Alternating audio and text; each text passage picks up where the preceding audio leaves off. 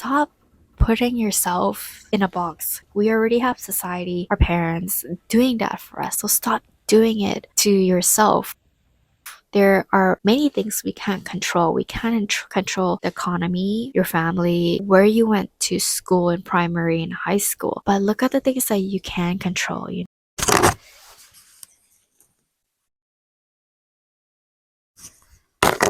A lot of people just go with what they're given in life, whether it's their parents push them to this direction or connection that they had, and it just like the opportunity just falls on them. If you had an opportunity to work for, let's say, a financial firm, you tend to like stick to it for life just because it fell onto your lap. And of course, you're dumb to not take the opportunity, but at the same time, like if it's not for you, move on, be grateful for the opportunity and do something else. And I feel like a lot of people just kind of like go with the flow for so many things in their lives, and it's not just career wise but also for relationship and love. Like we're not gonna talk about when it's bad. So if there's like abuse or cheating happening, like obviously that is something you shouldn't tolerate. But getting out of it is a different topic that I'm not gonna talk about. But I want to talk about the relationships that are not working out, but you just don't have the strength to get out of it because you're comfortable or you're just scared of having a conversation, or you're thinking, what if I can't do better?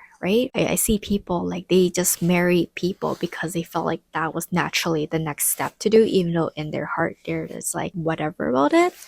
And that is a terrible thing to witness, because it's like obvious that you don't love this person or see a future with them, but just because they were in your life for the past 5 years doesn't mean they are the one. And that's why we do see, especially for older people, where they date for a shorter period of time and they get married. It's because, first of all, they're older, so they have more experience. They know what they want in life. It's like when you know sort of thing. I feel like we drag a lot of ourselves on, and that goes for friendships as well. I personally experienced this like last year, like how hard it is to walk away from friendships. It's very easy to walk away when it's bad. I just like block them and like never talk to them again.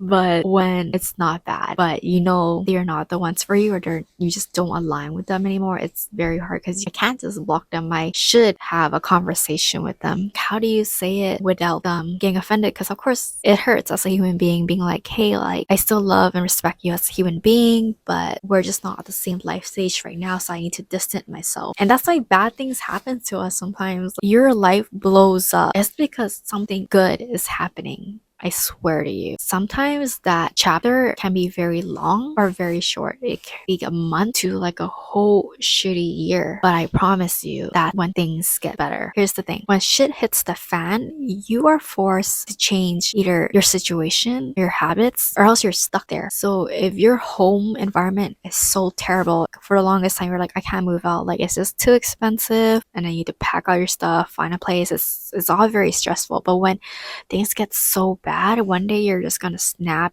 going to have to figure it out. You're gonna have to find the money, you're gonna work harder, you're gonna be start looking for places, and maybe you realize like, hey, it is doable. Like, you know, you can get roommates, you can live a bit further, you can live in a smaller place. There are options out there. That does not always have to cost your mental health. If something happens between you and your friend and then you get into a big fight and it is not fixable anymore, even no matter how hard you try, it's really a sign of life to be like, move on. You're just not meant for each other anymore. And there's doesn't need to always be a villain in each scenario, but it's just a sign that you can just thank for your time. Like, thank you, I appreciate the time that I had with them in this life. Now it's just time to move on, and that's okay. Like I always say that memories are my most prized possession in life, and I am very grateful for them, because no matter what is happening right now or where I am in life, if this person is not in anymore, it doesn't matter. I will always have the memories with them, and no one in this world can take that away from you. All the good times. So even if you guys hate each other right now, it doesn't matter, because once upon a time you guys were the love of each other, or besties, whatever it is. It's just part of life. Life is hard. I'm not gonna like sugarcoat it, and it's hard in different degrees for everyone. But I think we owe it to ourselves to at least do the best we can to be happy. And that is, a lot of it is making choices. And I know a lot of people do not like making choices because it's so much easier when you're given something, right? and you can just take it and go along with it. Like if it's not bad, like sure, like if it's not terrible, it could be worse, but it could also be better. It could be a lot better. For example, you don't need to settle in a mediocre relationship or friends. It doesn't need to be difficult to have to beg for attention or love. When you find the right people in your life, it just goes so smoothly. I promise you, it really changes your perception and everything. And when you find a job that you like, love, if you're lucky, waking up on Monday isn't that bad. There's definitely some days you're gonna be like, I wish I can do something else. Not having the Sunday scaries at least. Like I had jobs where I had the Sunday scary, and that's when I knew like I gotta get out of it. I'll still stay, but I gotta start looking for something else. And I've had a job where I love so much. Look forward to working, enjoyed working, didn't have a problem with like overtime or anything. So it's out there for you guys. It's really out there.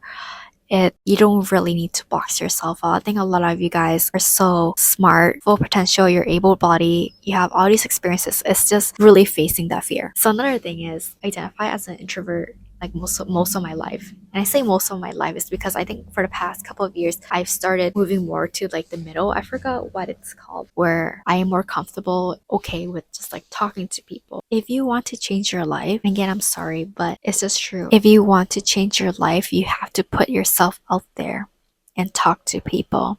So putting yourself out there can mean many things. One could be social media, as I'm doing now. You could have a presence on LinkedIn, being engaging, commenting, making content. The reason is you want people to know who you are, at least be familiar with your face and name, because there are so many people out there. The reality is when you apply for a job and you could have the best resume in that pile, but you have to think of it as the recruiter perspective. There's like 200 resumes. They probably won't get through 200 of them unless they have the time or they make the time for it. Sometimes it's like a small business owner that's running their business but also have to hire. And even when you look through those resumes, you're a human being. So by the time you get to the 150th resume, you're tired. You're just like, I just want to find a damn person to fill this role, right? So how do you make yourself stand out? One is being a familiar person. That's why you either reach out to that person, the recruiting manager, or just let people know who you are. Go to networking events, talk to people, make them familiar with you. Whenever there's a job opening and people like, do you have someone you would like to refer? And they're like, oh, like this girl I know, I met her once. She was really friendly. She had like nice energy to it. She's looking for a marketing job. Referring is just so easy, guys. Like submitting your resume is the hard part. The easiest and the hardest thing is easy because you submit your resume and you call it a day. Write a cover letter maybe. But the hard part is standing out in that pile. How are you chosen to even have an interview, let alone that job? Getting the damn interview is so hard. And especially in this economy when everyone's getting laid off. Last year, I challenged myself to put myself out there and meet new people. And I went to 2 networking events. It took me a long while because I went in, I think it was September, but trust me, like there was multiple times throughout the years where I would sign up for one and I would just not go. Okay, like multiple, like 10. Okay, so it took me so long to finally attend an event. In those 2 events, like it was so beneficial to me. I met friends there, like actual friends, like people that I still talk to today, and we hanged out again afterwards. The way school taught us to go to networking events was more of the purpose, like to find a job. And when you do that, energy's off, right? You go to up to recruiter like, hi, my name's Tifa, like I want a job. Give me a job. That's not very personable or very likable energy. But when I entered those networking events, I had a job at the time, so I wasn't desperate. I didn't have the desperate energy. So when I came in, I just told people, hi, my name is Tifa. I'm just here to meet people. You know, very friendly. It's very genuine. And I felt that was a way better approach to connecting with people. Just making it very genuine. So genuine connection is probably one of the most important things, I would say. I don't want to call it a skills because I think it should be natural. Like all your connections, most of it should be genuine. Not everything has to be business or transactional. At the end of the day, I want to say is don't box yourself in. Choose your life. Your life is short and you deserve to be happy. And you can change it through your choices. Put yourself out there, be open to opportunities and take them. Open up your scope. Anyways, I hope you enjoyed this talk. I appreciate if you made it to the end and stay safe. Bye. I'm just testing out the lighting right now because I thought it would be nice to have like a snowy backdrop, but crazy.